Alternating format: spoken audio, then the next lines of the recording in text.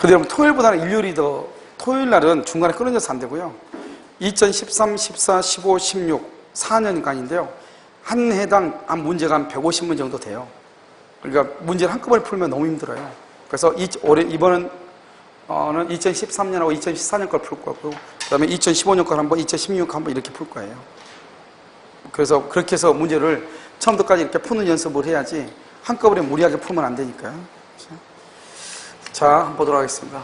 어디로 보자면, 우리가 통정의 표시요. 통정이요. 통정허위 표시 이렇게 되어 있죠. 통정의 표시는요, 첫 번째 뭐냐면 통정의 표시는 비진의 표시죠. 비진의 표시에 대해서 상대방의 양해가 있는 것을 통정이다 이렇게 얘기를 해요. 그러니까 만약에 여기서요 양해가 있는데, 두 번째 통정이 결여되죠. 통정이 결여가 되면은 뭐로 한다? 비진의 표시로 해결을 하는 거예요. 비진의 표시로 해결. 그 다음에 세 번째로 신탁행위 있죠. 그러면 신탁행위 같은 것은, 이것은 허위 표시가 아니에요. 허위 표시가 아니고 신탁행위는 뭐가 된다? 유효가 돼. 그래서 민법상 신탁행위는요 유효가 돼요. 그 다음에 네 번째는 형식상 주체무자가요 실질적 주체무자를 위해서 금융기관하고 금융기관의 양해를 얻어서 대출을 받죠. 그래서 여기 보면 실질적 주체무자요. 실질적 주체무자를 위해서 형식적 주체무자를 보통 뭐라고 얘기하냐? 제3자라고 그래. 형식적 주체무자가, 그 다음에 금융기관은 뭐죠? 상호신용금고죠. 금융기관의 양해를 얻어서, 그 다음에 대출을 받았다면 대출금 대출금 명의 대여를 했다 이 말이죠. 그래서 실질적 주체무자를 위해서요 형식적 주체무자가 금융기관의 양해를 해서 대출금 명의를 대해서, 이런 경우는요 이것은 통정허위 표시로서 뭐가 된다? 무효가 된다. 중요한 키워드가 뭐라 했죠? 금융기관의 양해라고 얘기를 했죠. 그런데 여기 다섯 번째는 뭐냐면요 형식적 주체무자가 그 다음에 은행에 알리지 않고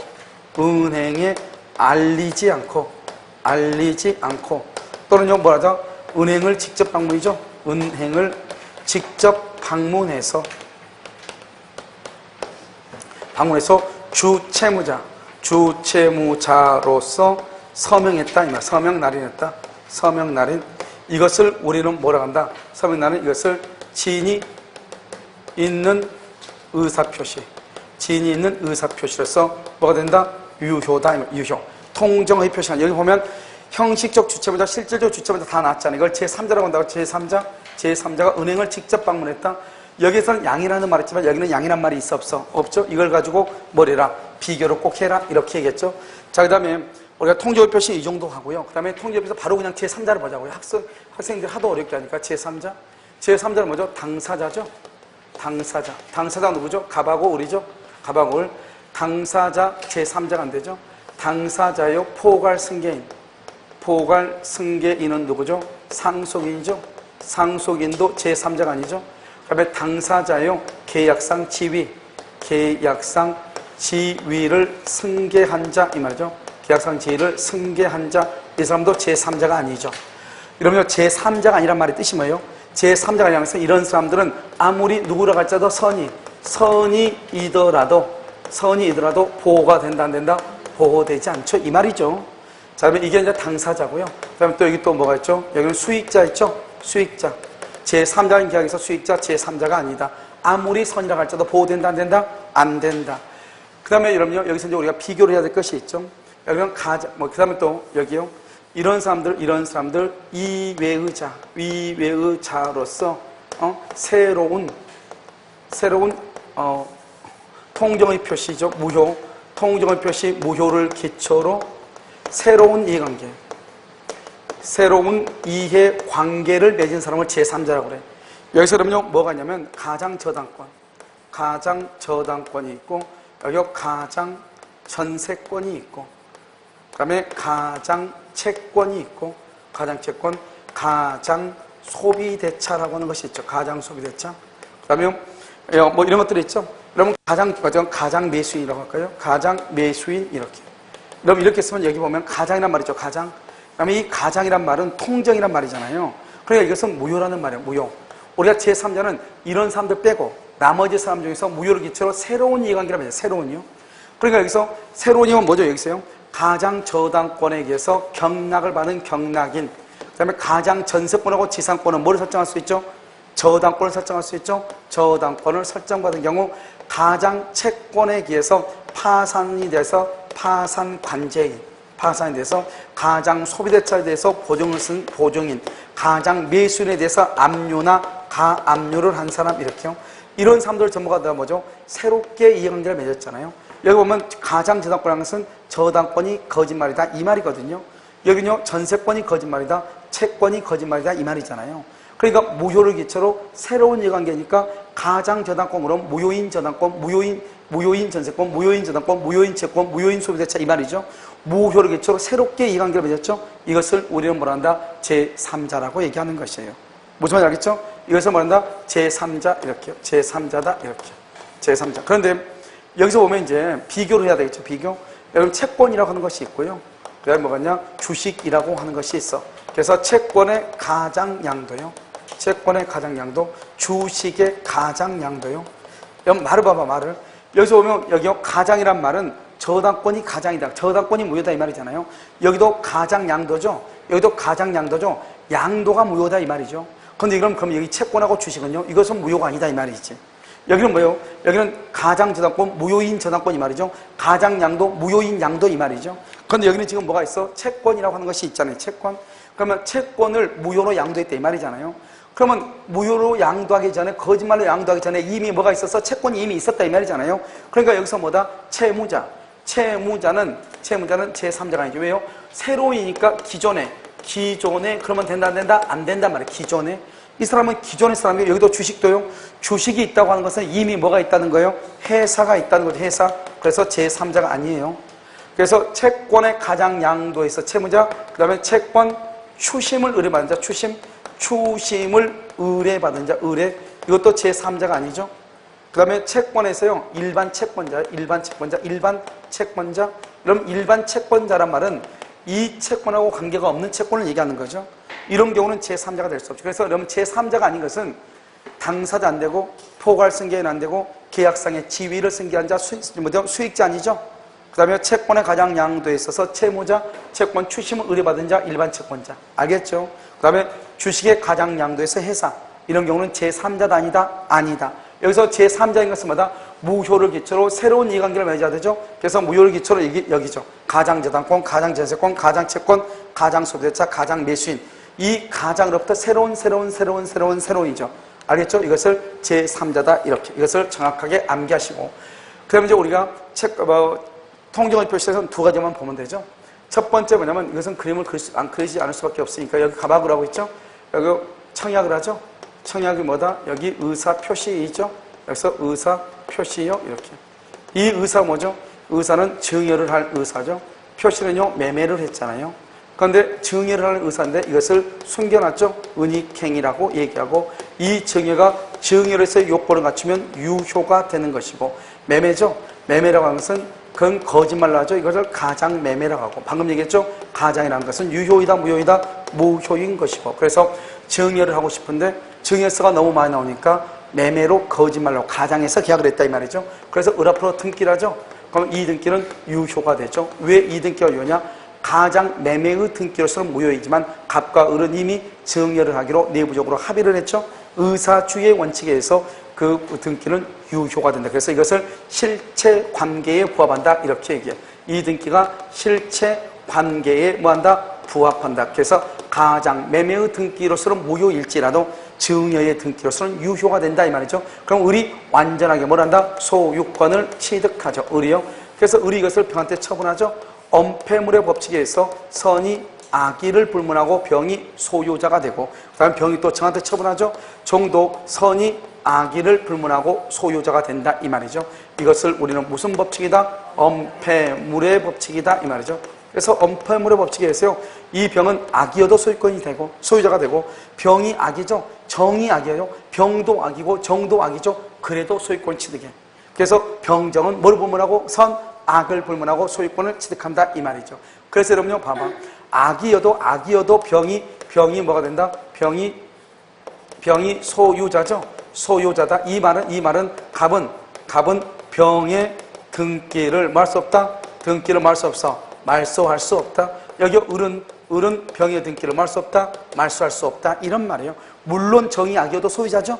소유자니까 갑은 정의 등기를 말소할 수 없다. 을은 정의 등기를 말소할 수 없다. 이렇게.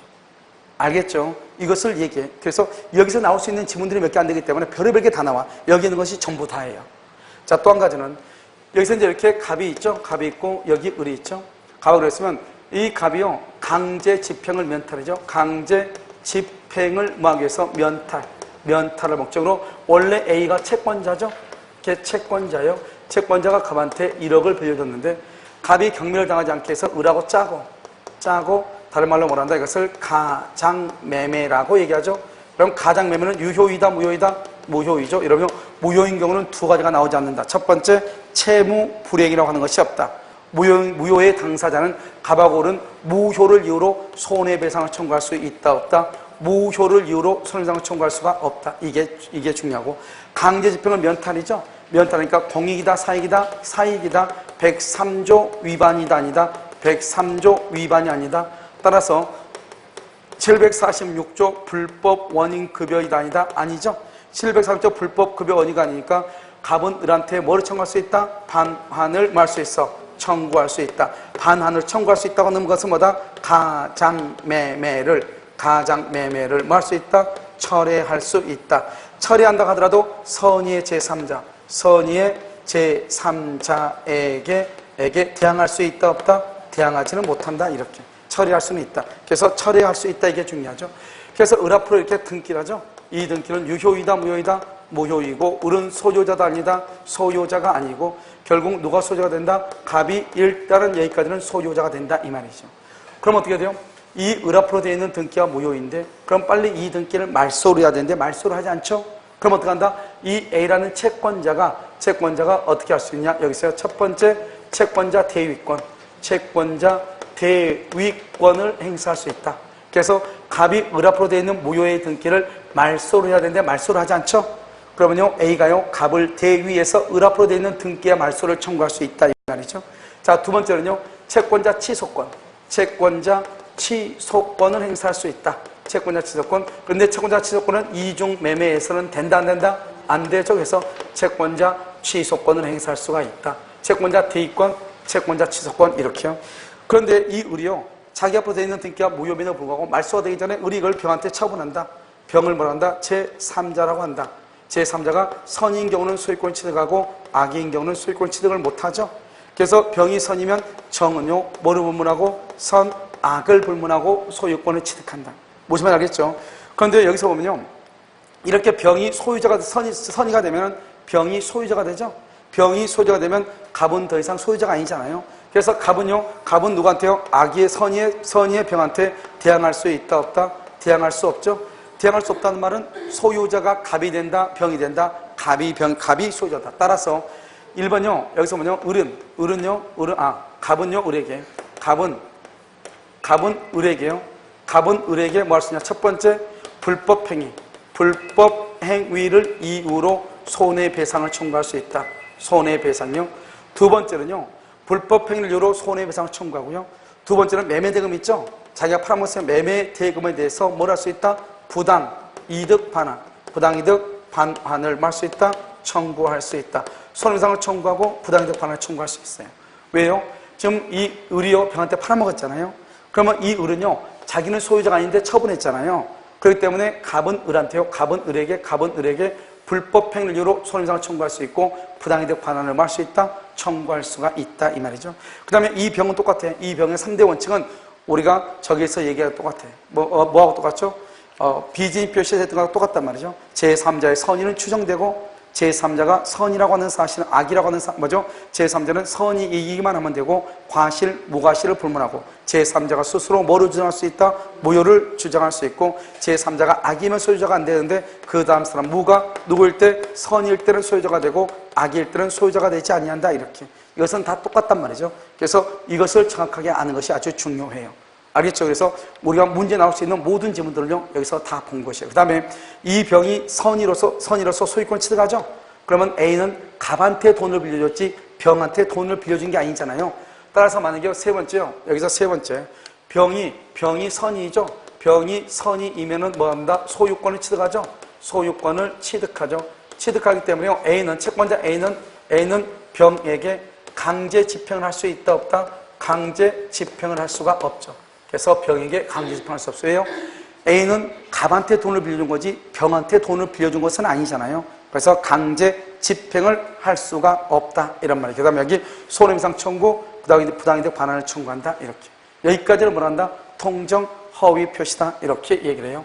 그 다음에 착오를 한번 보면, 우리가 이제 착오라는 것을 말하기 전에 먼저 착오의 종류는 첫 번째요, 표시상의 착오가 있어요. 표시상의 착오라는 것은 말을 잘못하거나 그 다음에 글로 잘못 쓴 거죠. 이것은 손이나 뭐다, 입에 관한 것이고, 두 번째는요, 내용의 착오가 있죠.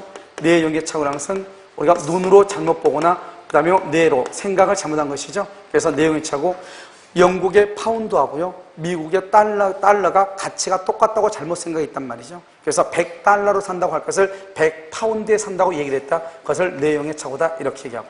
세 번째는 뭐냐? 법률의 착오가 있죠. 이 법률의 착오라는 것은 공장을 짓기 위해서 땅을 샀는데요, 다른 법에 의해서 공장을 지을 수가 없더라, 이 말이죠. 이것을 법률의 착오인데, 법률의 착오는 대부분이 무슨 착오냐? 동기의 착오예요. 그러면 동기의 착오는 동기가 중요 부분의 착오에 해당하고, 그 동기가 표시되거나 상대방으로부터 유발된 경우는 착오를 이유로 말 수 있어 취소할 수 있잖아요. 그래서 법률의 착오도 말 수 있다, 취소할 수 있다, 이 정도만 알면 돼요. 그 다음에 네 번째는 동기의 착오죠. 그러면 동기의 착오는 어때요? 동기의 착오는 첫 번째 뭐가 된다? 착오는 표시가 되면 말 수 있다, 취소할 수 있는데, 그 동기를 의사표시의 내용으로 삼기라는 합의까지는 필요하다, 필요하지 않다? 필요하지 않다. 합의는 필요가 없다. 그 동기가 상대방으로부터 유발되죠. 상대방으로부터 유발이 되죠. 유발이 된 경우는 머지 않아도 동기가 표시되지 않더라도 뭐 할 수 있다? 취소할 수 있다. 그래서 동기가 표시되지 않더라도 이 말이 중요해. 상대방으로부터 유발됐다. 바로 뭐다? 공무원의 잘못된 통보에 의해서 귀속 해제가 된 토지임에도 불구하고 귀속 재산인 줄 알고 국가에 증여를 했다, 이 말이죠. 그래서 우리는 동기의 착오라고 하고, 동기의 착오를 이유로 말 수 있다, 취소할 수 있다. 그래서 동기의 착오는 표시가 돼야 되고, 그 다음에 동기보다 합의는 필요가 없고, 상대방으로부터 유발된 경우는 표시가 되지 않더라도 착오를 이유로 말 수 있다, 취소할 수 있다, 이렇게 얘기하죠. 그 다음에 이제 착오라고 하는 것은 뭐냐? 착오라는 것은 먼저, 착오는 주관적인 요건과 그 다음에 뭐가 있다? 객관적인 요건이 갖추어져야 되죠. 주관적인 요건은 누구의 입장에서? 표의자의 입장에서. 객관적인 요건은 일반인의 입장에서. 이렇게 표의자는 뭐다? 표의자에서 의사를 중시하죠. 여기는 일반이니까 뭐죠? 표시를 중시하는 것이다, 이런 말이죠. 그래서 우리가 착오라고 하는 것은 뭐냐? 먼저 의사와 표시가 일치하지 않아야 되죠. 일치하지 않은 것을 표의자가 알고 있어야 돼요, 모르고 있어야 돼? 모르고 있는 것, 이것을 착오라고 얘기하는 것이죠. 그 다음에 착오라고 하는 것은 먼저 뭐가 있냐? 먼저 중요 부분에 착오가 있죠. 중요 부분에 착오가 있다. 착오가 있느냐 없느냐? 없으면 여기는 좀 저기서 써야 되겠네요. 그래서 여기서 중요 부분에 착오, 그래서요, 여기서 보면 이제 착오라고 하는 것은 중요 부분에 착오하고 중대한 과실이 있냐 없냐, 이것만 딱 보면 되거든요. 별것 아니니까요. 한번 보시면, 자, 그럼 이제 크게 먼저 보면 뭐를 보냐면, 먼저 중요 부분에 착오가 있어야 돼. 중요 부분에 착오가 있고요. 착오가 있느냐 없느냐? 없다. 그러면 취소를 못해. 취소를 못한다는 말은 유효라는 말이에요. 중요 부분에 착오가 있다. 그러면 중대한 과실이 있느냐 없느냐? 없다. 그러면 뭐 할 수 있다? 취소할 수 있어. 취소하면 어떻게 되냐? 소급해서 무효가 돼. 그런데 중대한 과실이 있다. 그러면 취소를 못해. 취소를 못하면 유효다, 이런 말이잖아요. 유효, 알겠죠? 그래서 결국 우리가 취소란 말이 중요하잖아요. 취소. 착오를 이유로 취소하려면 어떻게 해야 되냐? 먼저 중요 부분에 착오해야 되고, 플러스 중대한 과실이 없어야 돼. 알겠죠? 그러면 중요 부분에 착오라는 것은 누가 입증하는 것이냐? 이 중요 부분에 착오라는 것은 표의자가 입증을 한다, 이 말이죠. 중요 착오는. 그러면 중대한 과실이란 것은 뭐냐? 중대한 과실은 누가 입증하냐? 상대방이 입증하죠. 상대방이 입증한다. 상대방은 누구냐? 다른 말로 유효를 주장하는 자, 유효를 주장하는 자, 유효를 주장하는 자가 입증한다. 그래서 취소를 못하게 할 자가 유효를 주장하는 자가 입증한다. 세 번째, 중대한 과실이라는 것은 통상 요구되는 주의를 현저히 뭐한다? 현저히 결여한 것, 현저하게 결여한 것, 이것을 중대한 과실이다. 이렇게요. 그 다음에 네 번째요. 상대방한테 중대한 과실이 있다. 중대한 과실이 있음을 알고서 악용을 하죠. 악용. 그러면 아무리 중대한 과실이 있어도 뭐 할 수 있다? 취소할 수 있어. 그래서 상대방한테 중대한 과실이 있으면, 표의자한테 중대한 과실이 있으면 취소를 못 하잖아요. 그런데 중대한 과실이 있다고 하는 것을 상대방이 알고서 악용해. 알고 악용을 해. 그러면 뭐 할 수 있다? 표의자는 취소할 수가 있어요. 이게 이제 전체적인 큰 그림이다. 이런 말이죠. 먼저 여기서 이제 이렇게 보고, 그 다음에 이제 어느 것이 중대한 과실인가? 그래서 우리가 보면, 중요부분의 착오인가를 봐. 중요부분의 착오. 중요부분의 착오인지 아닌지, 중요부분의 착오인지 아닌지를 봐. 먼저 중요부분의 착오가 아니다. 그럼 뭐가 있냐? 첫 번째 중요 부분의 착오가 아닌 것은 여기 시가 또는 뭐다? 가격의 착오. 시가라든가 가격. 첫 번째요. 자, 두 번째는 뭐냐면 경제적 불이익이 없는 경우. 경제적 불이익이 없는 경우 이 말이죠. 다음 세 번째는요. 첫 번째 시가나 가격 차이고 경제적 불이익이 없는 경우. 세 번째는 면적이라든가 지적이라든가 지분이라든가 수량이라든가 이런 것이죠. 특히 경제적 불이익이 없다. 가압류가 뭐인 경우? 가압류가 무효인 경우. 그래서 가압류가 없다고 믿고 보증을 섰는데 가압류가 있더라. 알겠죠? 그런데 그 가압류가 뭐더라? 무효이더라. 그러면 착오이다 아니다. 그 중에서 시가가 가장 중요하고요. 그 다음에 경제적 불이익이 없는 경우 이건 두 가지가 착오가 아니죠. 착오가 아니니까 뭐를 못한다? 취소할 수 없다. 착오이다. 뭐냐? 사람의 동일성이다. 사람의 동일성이다. 이 사람의 동일성에서 대표적인 게 바로 뭐다? 주채무자가 갑인 줄 알고 주채무자가 갑인 줄 알고 보증을 썼더니 나중에 알고 보니까 을이더라 이 말이죠. 사람의 동일성. 그 다음에 물건의 동일성이죠. 물건의 동일성이요. 자기는 이런 물건인 줄 알았더니 나중에 알고 보니까 이런 물건이더라. 그건 누구 때문에? 중개업자 때문에. 앞으로 여러분요, 중개업자라고 하는 말이 나오면 개업 공인중개사죠. 그러면 무조건 중대한 과실이 없다. 중대한 과실이 없으면 뭐 할 수 있다? 취소할 수 있다. 그럼 이거 보면 토지의 현황이요. 토지의 현황 이 말이에요. 토지의 현황. 이것을 우리가 뭐란다? 성질의 착오라고 얘기하는데 이 토지의 현황. 그래서 농지 1200평의 농지인 줄 알고 샀더니 이 중에서 600평이 하천부지더라 이 말이죠. 그러면 이 토지의 성질은 농지가 아니고 뭐다? 하천이다 이 말이고요. 그 다음에 양도소득세액의 착오요. 양도소득세 이것은 뭐냐? 장래 미필적인 장래 불확실한 사실이죠. 불확실한 사실. 이런 경우도 뭐가 될 수 있다? 착오가 될 수 있다 이런 말이고. 그 다음에 또 뭐가 있죠? 그러면 건축 설계사죠. 그래서 재건축조합의 건축 설계사 자격 유무 이렇게요. 자격 유무 이런 것들이 다 뭐다? 중요 부분의 착오이다 이런 말이잖아요. 이것이 가장 중요하죠. 특히 여러분요, 착오가 아닌 것을 그렇게 나오니까 이걸 시가라고 하죠. 이런 것들이 중요 부분의 착오이죠. 착오라고 해가지고 무조건 취소가 되는 게 아니라고. 이 착오람에 있어서 뭐가 없어야 돼요? 중대한 과실이 없어야 되죠. 그러면 이 중대한 과실이란 것은 뭐냐? 중대한 과실이 있느냐 없느냐 이 말이죠. 중대한 과실이 있는 것 두 가지로 봐야 되겠죠. 첫 번째는요, 중개업자를 통하지 않고 그다음에 토지대장을 확인하지 않고 토지를 매수했다 이 말이죠. 중대한 과실이 있다. 그래서 중개업자를 통하지 않고 토지 대장도 확인하지 않고 이렇게요. 그 다음에 또 중대한 과실이 뭐다? 공장 건축 가능성이죠. 공장 건축 가능성 여부를 뭐 하지 않았다? 확인하지 않았다. 이것은 중대한 과실이 있다. 그래서 뭐다? 이것은 취소가 된다 안 된다? 취소가 안 된다. 중대한 과실이 없다 뭐죠? 여기 고려청자가 아닌 것을 고려청자라고 알고 샀다 이 말이죠.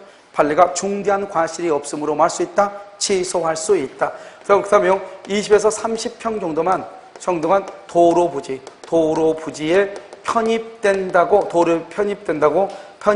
하는 중개업자의 말을 믿었다 이 말이죠.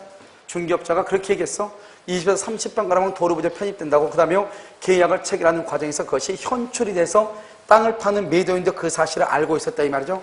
그런데 실제는요, 실제는 30%에 해당하는 197평이 편입이 됐다 이 말이죠. 실제는 편입이 됐다 이 말이죠. 그것은 중대한 과실이 없으므로 말 수 있다, 취소할 수 있다. 누구의 말을 믿었다? 누구의 말을? 중개업자의 말을 믿었다 이 말이죠.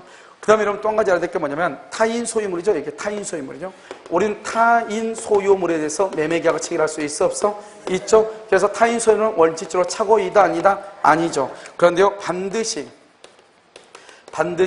임대인의 소유일 것을 조건으로 했다. 반드시 임대인의 소유일 것을 조건했다. 그런데 임대인 것이 아니다. 그러면 착오를 이유로 뭐 할 수 있다? 취소할 수 있다. 착오를 이유로 취소할 수가 있다 이 말이죠. 이것을 우리는 뭘 한다? 착오라고 얘기하는 것이죠. 알겠죠? 그 다음에 여기까지 착오이고요. 그 다음에 착오에서 중요한 것은 뭐냐? 첫 번째요. 착오는 계약을 해제 후 착오를 이유로 뭐 할 수 있어? 취소. 너무너무 중요해. 해제하고 난 후에도 착오를 이유로 취소한다. 두 번째, 우리가 착오를 이유로 취소한 후 착오를 이유로 취소하죠. 취소하고 난 다음에 불법 행위로 인한 손해배상을 청구할 수가 있다 없다? 청구할 수 없다. 그 다음에 세 번째요. 착오는 무슨 규정이죠? 임의규정이죠. 임의규정이니까 착오로 인한 취소권을 배제하기로 합의할 수 있어 없어? 있다. 그러면 취소가 된다 안 된다? 안 된다. 1, 2, 3이 가장 중요하고요. 그 다음에 이것이 여기까지 가장 중요해요. 그 다음에 네 번째는 뭐냐면 네 번째 우리가 이제 착오죠. 화해계약이요. 화해계약은 착오를 이유로는 뭐냐? 취소를 못해. 취소를 못하고 사기를 이유로는 취소할 수가 있어. 원칙이야, 원칙. 그런데 이 화해계약이 화해의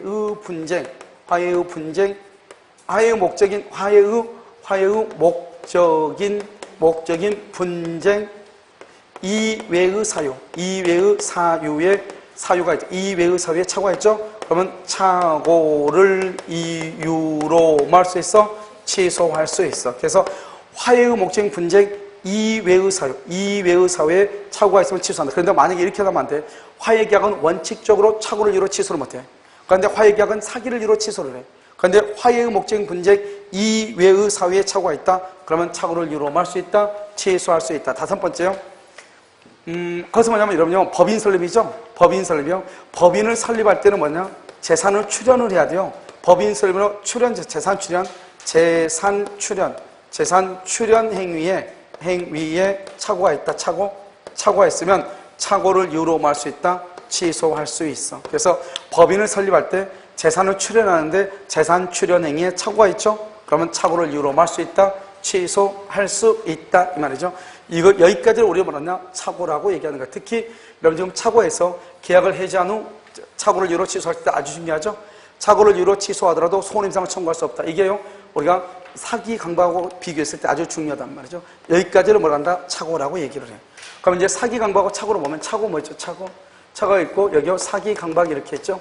착오는 뭐냐? 먼저 주관적인 요건으로 뭐가 있다? 동기의 착오죠. 동기의 착오만 있으면 이것은 착오가 아니에요. 여기 뭐가 있어야 돼? 객관적 요건이 있어야 되죠. 이 객관적 요건으로서 뭐가 있어야 돼? 표시가 있어야 돼. 그래야지 착오가 되죠. 그런데 사기는 여기요 주관적인 요건 동기의 착오만 있어도 사기가 되고 객관적인 요건은요 있어도 되고 없어도 돼. 알겠죠?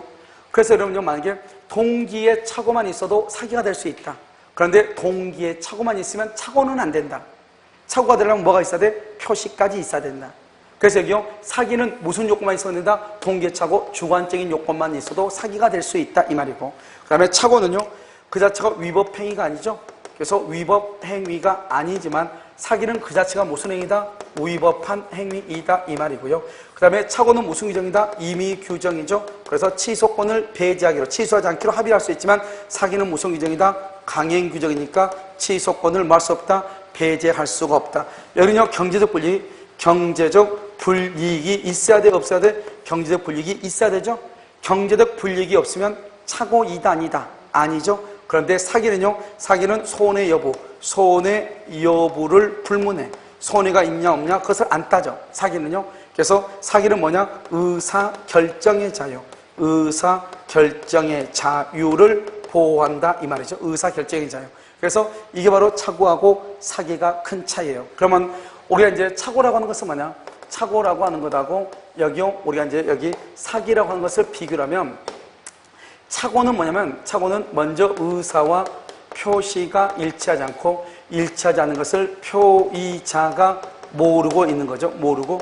사기는 뭐냐? 의사와 표시가 일치하고 이 일치함에 있어가지고 뭐가 있다? 하자가 있는 것이다. 이런 말이죠.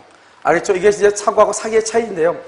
여기서 신원보증서류요. 신원보증서류에 사인한다고 사인했는데 연대보증서면에 사인을 한 거예요. 보증서면에 서명한 거예요. 알죠? 자기는 신원보증서류에 서명했다고 생각했는데 연대보증서면에 서명을 한 거예요. 이건 뭐 때문에냐? 이건 뭐 때문에냐? 제3자의 기망. 제3자의 기망, 제3자가 사기를 쳐가지고 그랬다 이 말이죠.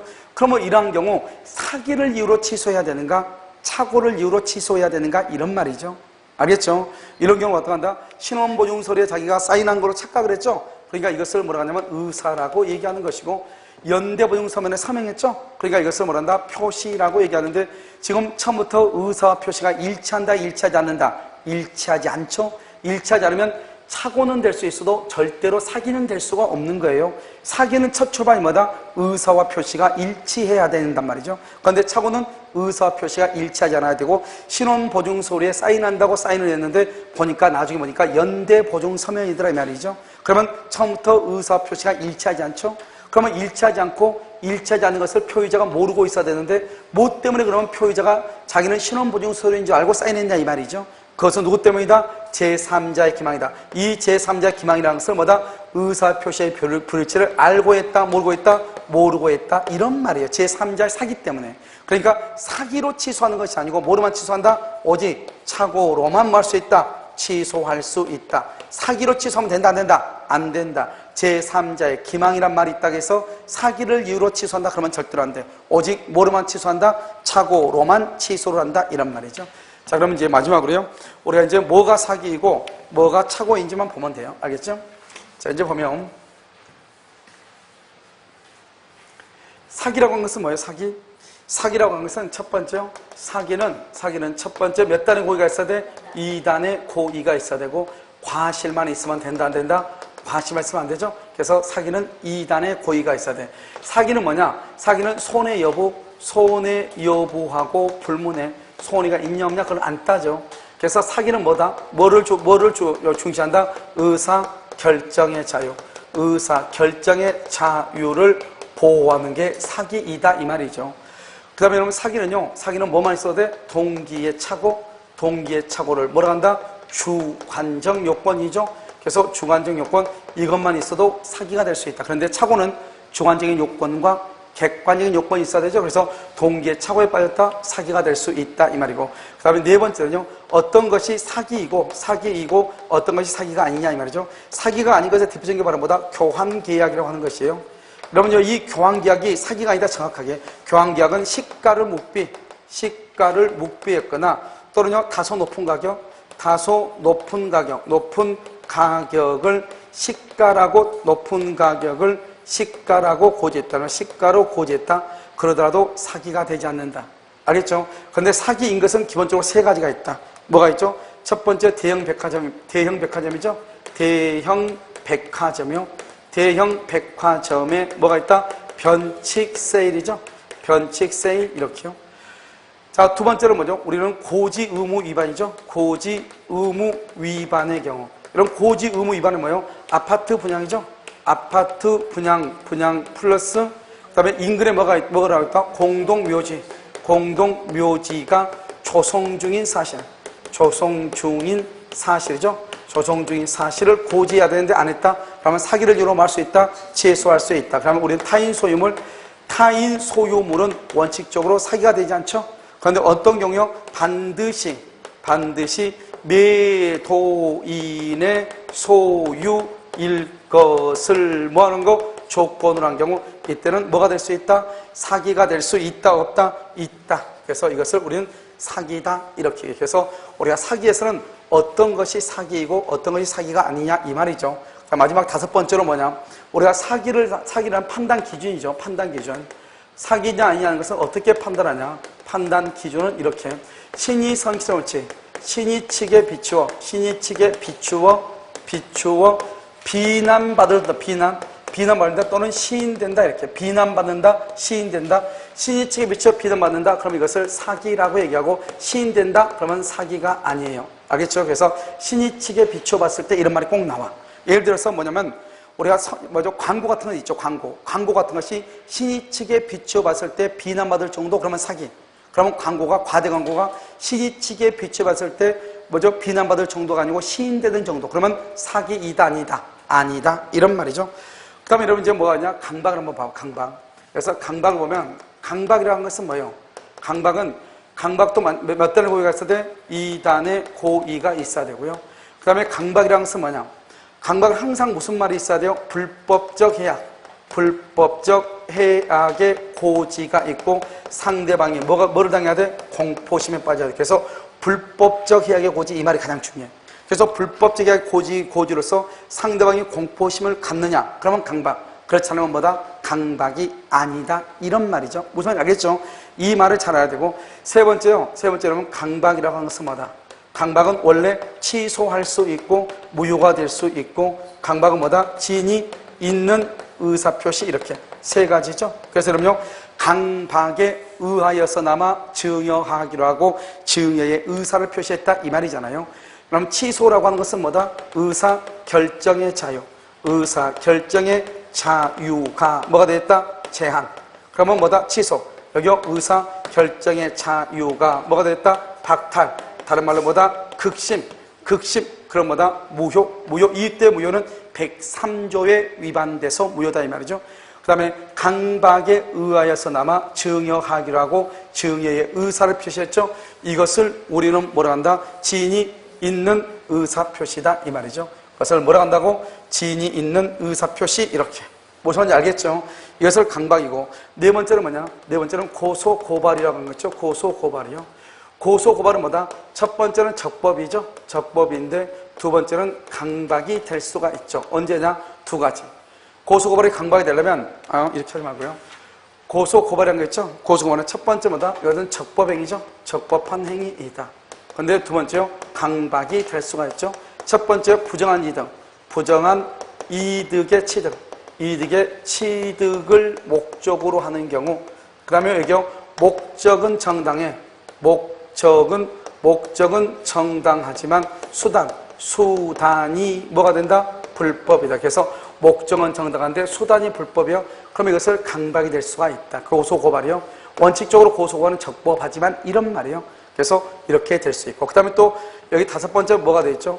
여기 불법적 해악의 고지 없이 불법적 해악의 고지 없이 각서에 서명 날인할 것을 강력히 요구하죠. 강력히 요구. 그럼 이것은 강박이다 아니다 이 말이죠.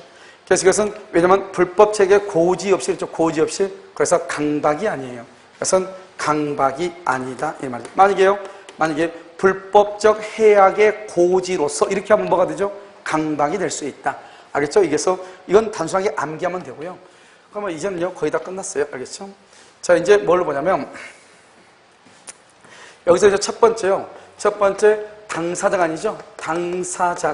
당사자간은요 언제나 뭐 할 수 있죠. 언제나 뭐 할 수 있죠. 사기나 강박은 언제나 취소로 돼요. 당사자간. 두 번째요 제3자죠. 제3자에 의한 사기 강박이죠. 제3자에 의한 사기 강박이 어떻게 돼요? 이때 제3자가 누구냐? 1번 기억이요. 제3자는 누굴 얘기하죠? 단순한 누굴 얘기해? 피용자를 제3자라고 얘기하고요. 제3자인 사기 강박에서 상대방이 선의 플러스 무과실이면 여기는 취소가 된다 안 된다? 취소가 안 되죠. 그 다음에 D거지요. 여기 상대방이 사기 강박을 뭐랬거나 알았거나 알 수 있었을 경우 뭐 할 수 있다? 취소할 수 있다. 이 말은 취소할 수 있다. 원래는 취소를 못하죠. 그래서 제3자에 의해서 사기나 강박을 할 딱 이 두 가지예요. 상대방이 아무것도 모르고 선의 무과실이다. 상대방이 제3자의 사기 강박을 전혀 모른다. 그럼 취소를 못해요. 상대방이 알았거나 뭘 했을 때 알 수 있었을 때만 한다. 취소. 근데 문제는 어떻게 나오죠? 상대방이 알았을 경우에 하나요? 이런 말 하면 된다 안 된다? 안 되죠. 알았을 경우에 하나요? 취소. 그러면 안 돼. 이것을 제3자에 의한 사기 강박이다 이렇게 얘기하고, 세 번째는요 대리인이죠.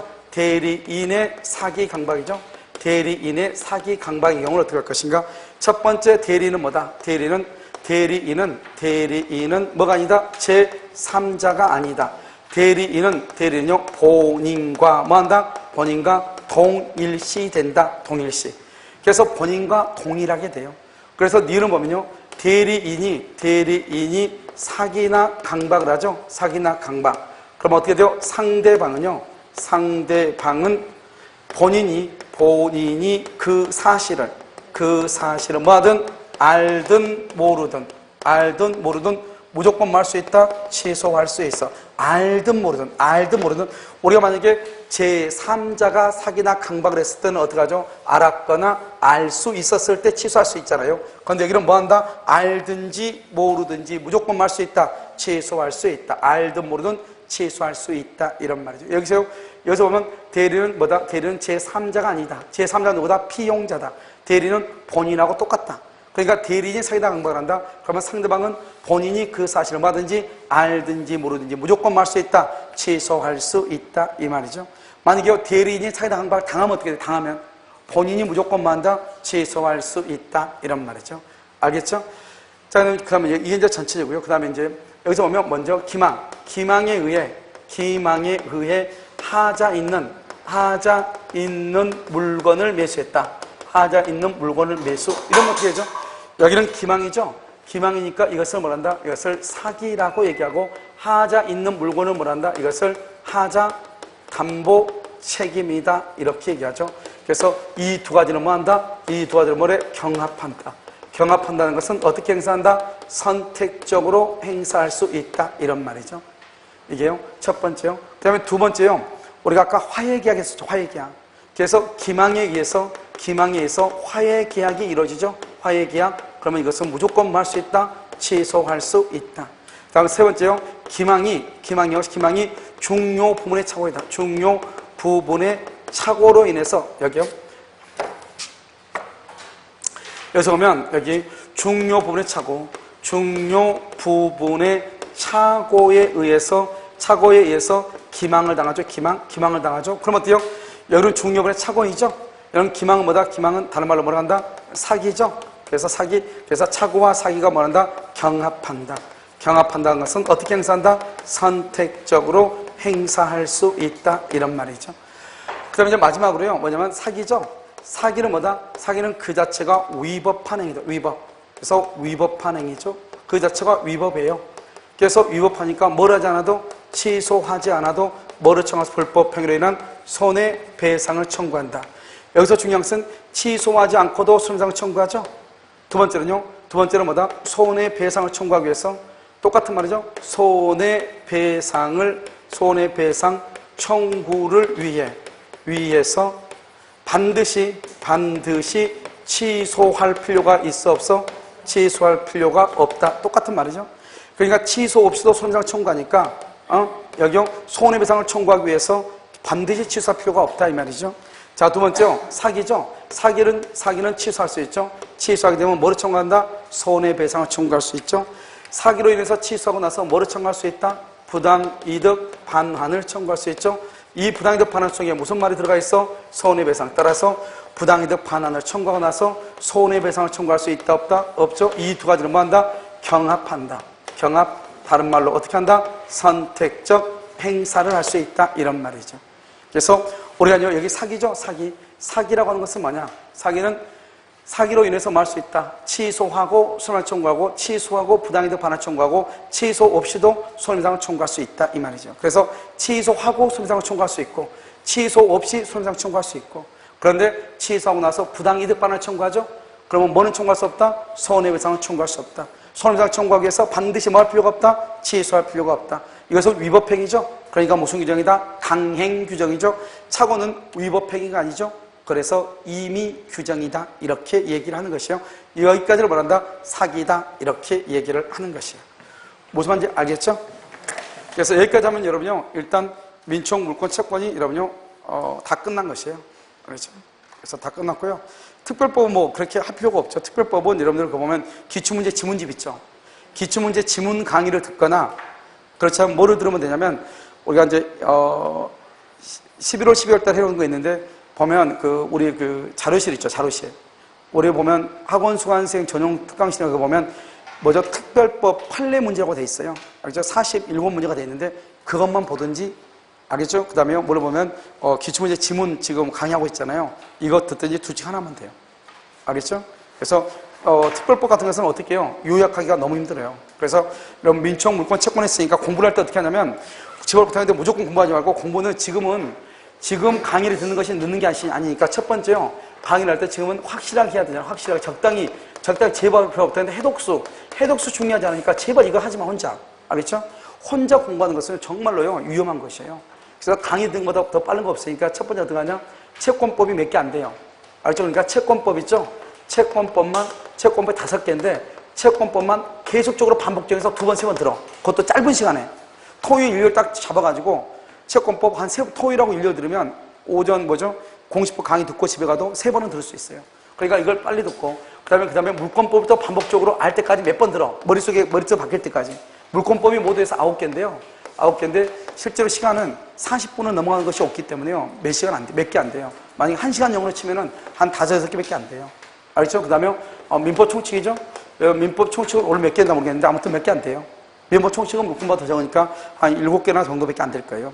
그러니까 이것을 반복적으로 들으라고요. 무슨 알겠죠? 그러니까 총칙을 몇 번 반복적으로 내가 알 때까지 그림이 그려질 때까지 그러면 모든 게 끝이에요. 알죠? 그러고 나서 이제 공부하는데 문제가 잘 안 풀리면 그러면 국가고시 우리 기출지문 풀어놓은 거 있죠. 기출지문. 그러면 그 기출지문 강의를 들으면 머리에 다 들어올 거예요. 알겠죠? 그러니까 먼저 이걸 중심으로 해가지고 먼저 뭐냐냐 전체적인 구조를 잡는 게 아주 중요해요. 공부는 내가 적당히 한다고 해가지고 유출이 나오고 그런 것은 없기 때문에 처음부터 그게 잘 안 되면 처음부터 좀 더 정석적으로 갈 필요가 있어요. 알겠죠? 그래서 지금 여기 전부 다 합해봤자 몇 개 안 되기 때문에요. 실제로 우리가 강의실에서 강의하는 것은 보통 1시간짜리잖아요. 그런 것에 비하면 여기는요, 모두 총 해봤자 15시간 정도도 안 될 거예요. 알겠죠? 그러니까요, 이걸 가지고 몇 번씩 들으면 고득집안들은 전혀 지장이 없어요. 지금 강의한 것이 거의 짧게 강의했지만 거의 한 90% 이상을 강의했기 때문에요. 다른 학원에서 강의한 것으로 치면은 20%는 강의한 거예요. 알겠죠? 그러니까 강의를 듣는 거 전혀 지장이 없을 거예요. 이것만 해서 반복적으로 보고 했으면 좋겠어요. 무슨 말인지 아시겠죠? 자, 오늘 강의는 여기까지 하겠습니다.